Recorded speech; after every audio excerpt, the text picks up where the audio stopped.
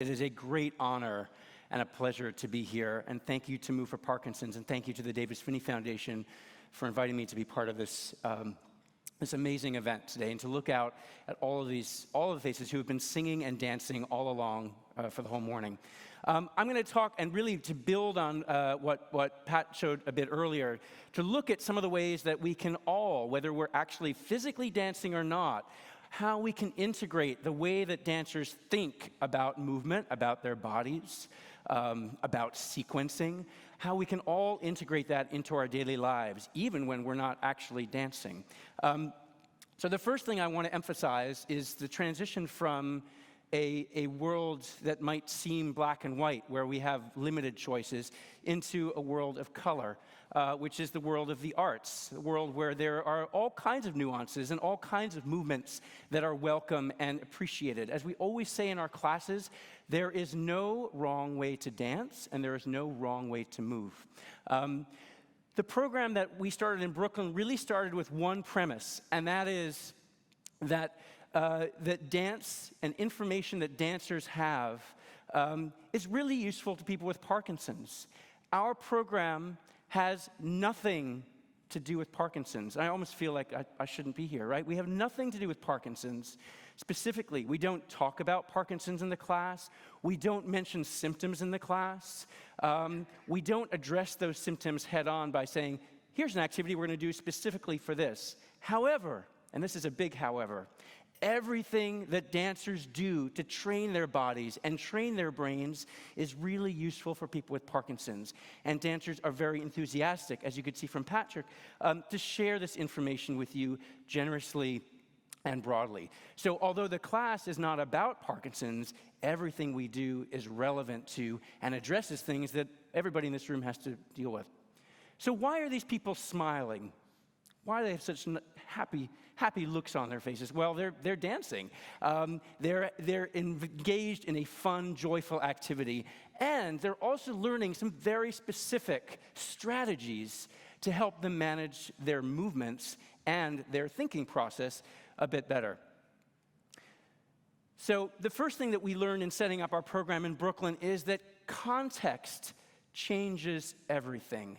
The place where you do activities related to your Parkinson's has an intense manifestation in how you think about that activity. So all of our classes pretty much are based in dance studios. And interestingly enough, when people walk into a dance studio, they don't think of themselves any longer as a patient. They think of themselves as a student and a dancer. And this happens around the world wherever these classes happen, because they happen in dance studios, community centers, art centers, theaters. Even in a hospital setting, they often happen in a multi-purpose room, an office building that's away from the clinical center. So context changes everything and changes the way we think about ourselves.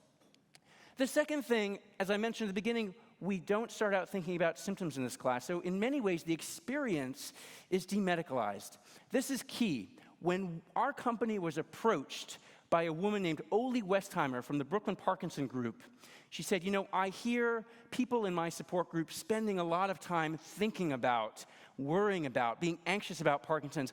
I want to do something that is not about Parkinson's, where people are not thinking about it all the time, where it takes it out of the medical context. And as we all know, Parkinson's is more than simply a medical issue, it's a quality of life issue. So to take it out of that and give people a chance to address other aspects of their lives in a safe and enjoyable setting is critical.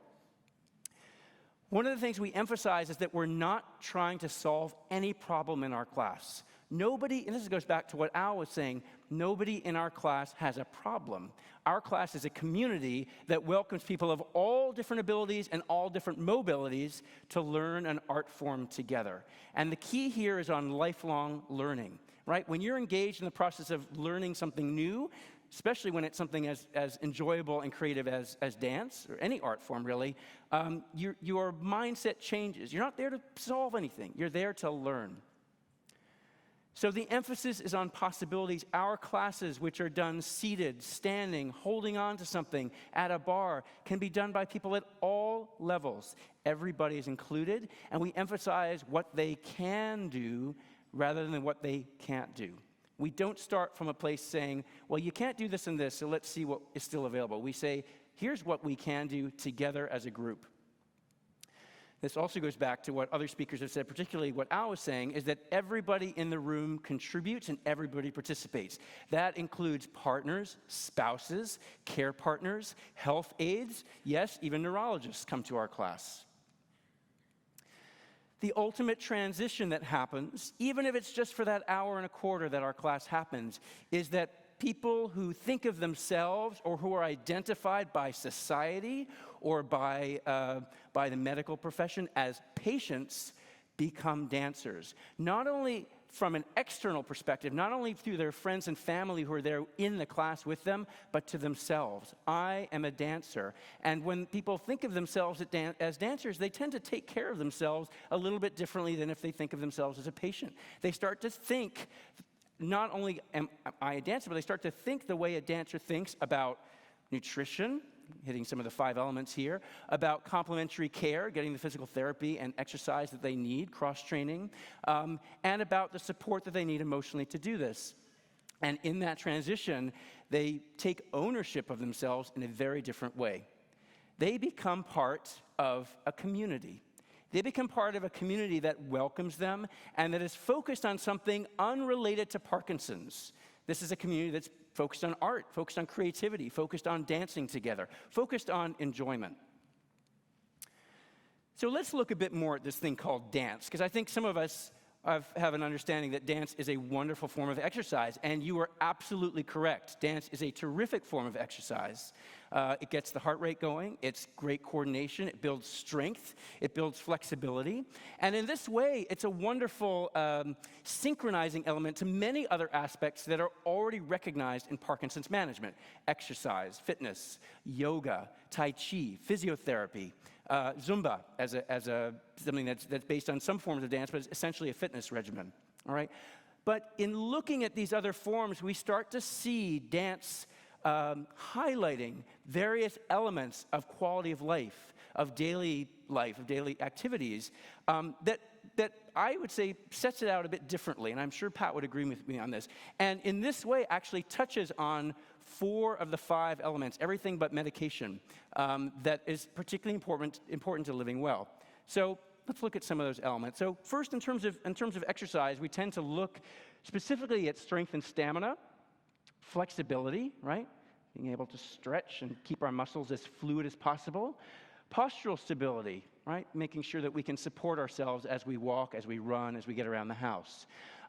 These other 2 I put on there because they're backed up by research done by several different people, particularly Jay Alberts and at the Cleveland Clinic, looking at tandem bike and how it affects significantly some of the Parkinson's symptoms. And these are all incredibly important. I want to emphasize these as key elements to any kind of exercise regimen. But as you all know, there are many elements to managing Parkinson's well, and dance addresses those head on, and I'll explain why.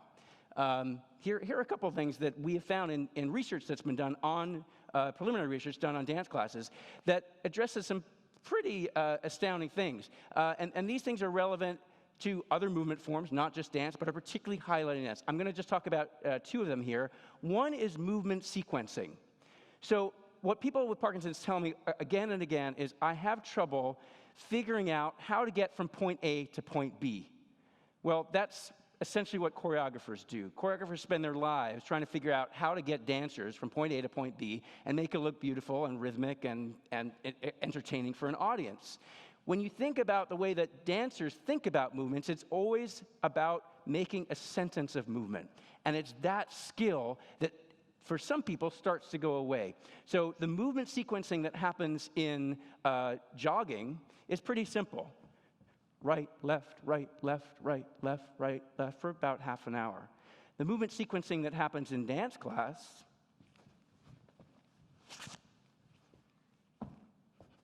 is much more complicated. And it requires new motor skill learning, it requires memory, it requires coordination, and all of the things are challenging but very, very good for us. The second thing I want to mention is confidence. The thing that we've heard again and again in the quality of life measures that are done on dance classes is that people gain a sense of confidence. A lot of this has to do with the fact that we focus on possibilities. What can we do? A lot of people come into the dance class, as Pat said, for the first time, never having danced before. And in a very short time, 4 months, 6 months, 8 months, they have learned a whole new set of skills that they didn't have before. This gives people a huge boost of confidence, a huge sense of, look at what I can do. Look at what's still available to me as somebody living with Parkinson's. I lied. I'm going to mention one more thing here, and that is relationship with partners. When we have an activity like dance that brings people together, that brings partners, that spouses, families, grandkids together in a class, people start to see each other in a very different light than they may at home, where things might be challenging. I know, things are frustrating. You start to have challenges in your partner that you didn't have before. But in dance class, it's sort of an equalizing ground. Everybody's there together to learn, to participate, and to enjoy together. So I invite us to broaden our scope, really to incorporate those 4 elements right at the bottom of the chart that we've been talking about, and to start to look at all of these other aspects. So what do dancers do, and what's valuable in here that I can share with you? Well, the first thing is that we train every day. And I'm sure that Davis would agree with me, and anyone who has been involved with any kind of sport or athletics, that we have to think of ourselves as dancers and as athletes and really think in some way of training our bodies every day. We don't have the luxury of a couple days on the couch. We really need to be active, even if it's 10 minutes, even if it's doing 10 minutes of singing, 10 minutes of set dancing. That counts. That is training. And again, in doing that, you're hitting all of the key aspects of exercise: strength, flexibility, stamina. As this guy says, if ballet was easy, it would be called football. It's supposed to be American football, but it works for what you call football as well.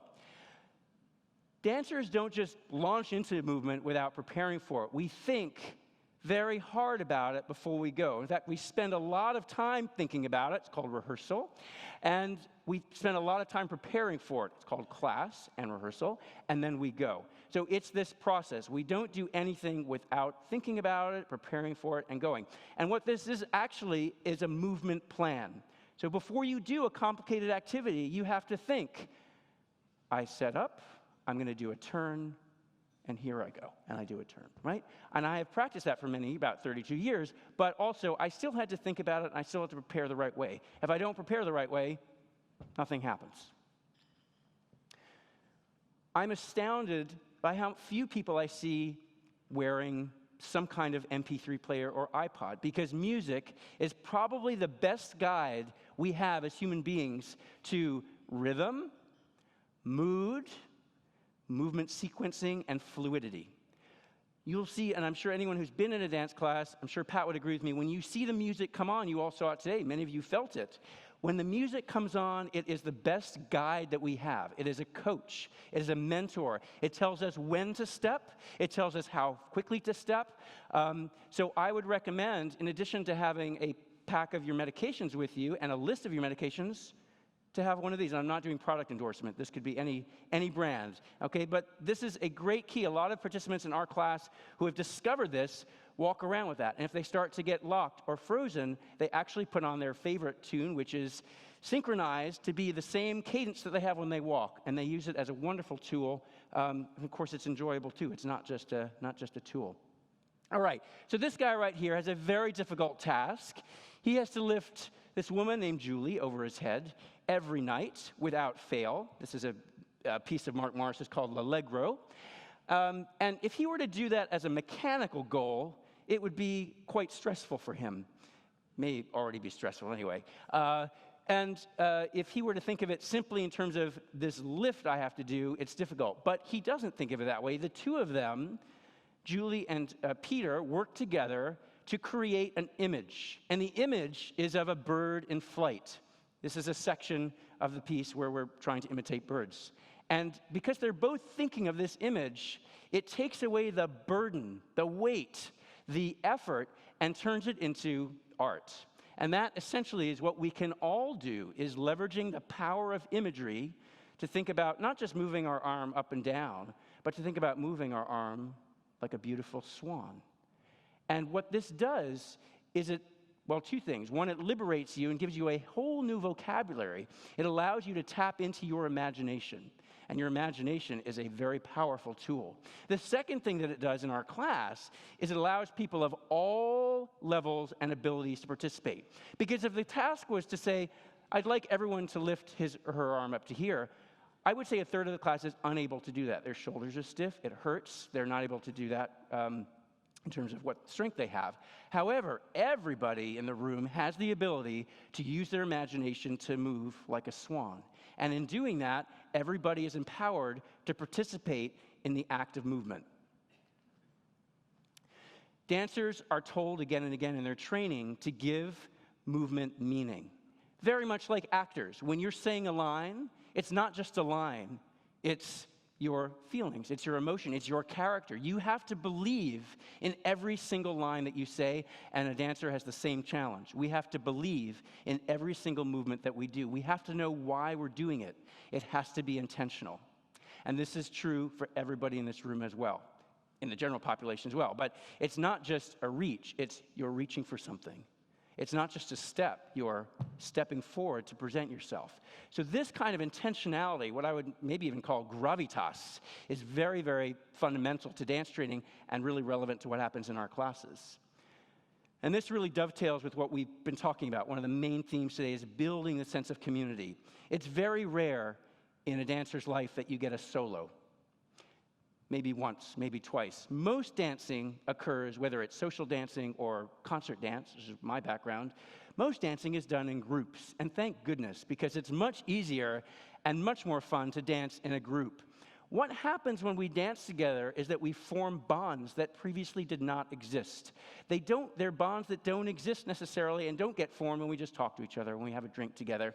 They're very special bonds that happen when we form a dance together. And I would argue that we are wired to connect this way. We've probably been connecting this way as a species for 5,000 or 10,000 years, ever since we stopped throwing rocks at each other. Well, wait, we're still doing that, unfortunately, and started to dance with music. A very, very old way for communities and villages to connect together and tell stories. Finally, and I have to evoke Gene Kelly for this, the essence of movement is joy. And this is something that you saw very clearly in Pat's wonderful demonstration and the demonstration of his dancers. That first and foremost, this is an activity that is joyful. And there's absolutely nothing to be ashamed of in that. And I have to go back to something Dr. Henchcliffe said a couple of years ago when she was interviewed for an article about a dance program. And she said, "We don't know how to measure joy yet, but we should." And it's something that those who are enlightened in the neurological community are seeing in activities like dance and exercise and yoga and start to understand why joy is so important to us and to these dancers. So why these smiles? I want to bring this to close by looking at this photo for a moment. And this, for me, represents a new vision for how people with Parkinson's can live well. This is a group of dancers in Oakland, California, in the Bay Area, San Francisco Bay Area, and they've just completed a performance. This is a performance that was made specially for them, choreographed for them by a choreographer named Claudine Naganuma. And for me, even though they're actually standing still in this curtain call, it encapsulates everything that I think is positive about dance and the arts in general as being a piece of the pie, one of those elements. Their sense of pride, their sense of joy, their posture is very, very good. Their creative powers are coming forward. They're not ashamed to share those and to perform those, to actually be out and about with their Parkinson's. The sense of community is palpable, not only in the way that they join hands, but this sort of unspoken understanding that they're involved in something very powerful together, and that because they're doing it together, they will keep doing it, and keep doing it, and keep doing it, and keep doing it. And that quality of adherence, which is very important to researchers, right? The fact that people will go back and do something is one of the key elements that we see in a dance program. So emblazon this image in your head, because for me, this is really the present and I hope the future of how we can all live well with Parkinson's. So how do we translate some of this into how we think in our everyday lives about managing things, about how we get into the mind of a dancer? Well, the first is to turn doing, sort of a random process of just going through the movements, into thinking about it as training. Remember that dancers are one of the only artistic professions who actually still take class after they get a job, all right? So dancers at all levels of their professional careers take a daily class for an hour and a half. It's the training. It's the practice. Musicians do the same thing. They get up and they practice for 2 to 3 hours, even though they're still performing, yeah? Especially since they're performing. So, and going through that process of thinking, preparing, and doing. Think about what you need to do before you do it. Second, learning new things and practicing what you already know. So when I go into a dance class, usually a ballet class, I always start with pliés. And I've been doing pliés for 32 years. I'm not bored with them, though, because I know how important that move is. And it's important for me to repeat it week in, week out. But at the end of class, I'm also learning a new sequence of movement that I've never done before. And that process of repetition with the process of learning new skills is incredibly important to keeping our brains active and stimulated. Number 3, let music be your guide and partner. Walk around with music, carry it with you. Don't just use it as background. Listen to the rhythm, listen to the tone of it. Find music that you enjoy. Every single person in this room probably enjoys some form of music. It doesn't have to be the same music that we play, that Pat plays. It's your music, and it's there for your enjoyment and your benefit. Number 4, think of yourself as a choreographer. A friend of mine who takes dance repeated classes in Berkeley, California, just next door to Oakland, tells me that he once got stuck in a grocery store. He started to go off. His medication wasn't working, and he started to feel himself get frozen. He started to panic. And then he remembered what he learned in dance class. And he started to think about himself as a choreographer. He said, if I think of this challenge as not just getting from point A to point B, but dancing from point A to point B, I'm going to be able to get moving. And indeed, he did. He thought of himself as making up a dance, and by thinking of it as a dance, he was able to start moving again. You can be your own choreographer, whether it's getting out of a chair, whether it's getting around a difficult corner in your home. Think about it as dance. Think about it as choreography, which is essentially planned activity with music. Finally, harnessing the power of imagery. Find an image that works for you for something that's particularly difficult, whether it's picking something up off the floor. Make it something wonderful. Make it a gift. Whether it's something up here, make it an apple that you're really wanting to eat. It can be something sublime or ridiculous, but it's got to be something that you connect with. And that's the key, using imagery to harness what you want to do and focusing on how you move, not just what you do. Are you moving with softness? Are you moving with intent? You have control over that range as the artist in each of you can really grab onto that. I want to emphasize here that this is my boss, Mark Morris, choreographer, that dance isn't for everybody. It's not everybody's cup of tea, but it is for anybody. Anybody is welcome to the dance, and anybody can participate. But if dance isn't your thing, find other forms of movement, exercise, tai chi, yoga, that work for you. Again, there's no set prescription here. The key is to move. I happen to think that dance has a lot of benefits to offer. It may not be your thing. Find something that is your thing. And that's it. I would love to talk more about anything you want to relate to dance. I'm going to be in one of the sessions this afternoon. If you have questions, please let me know. It's been a great pleasure. And remember, keep moving and keep thinking like dancers. Thank you so much.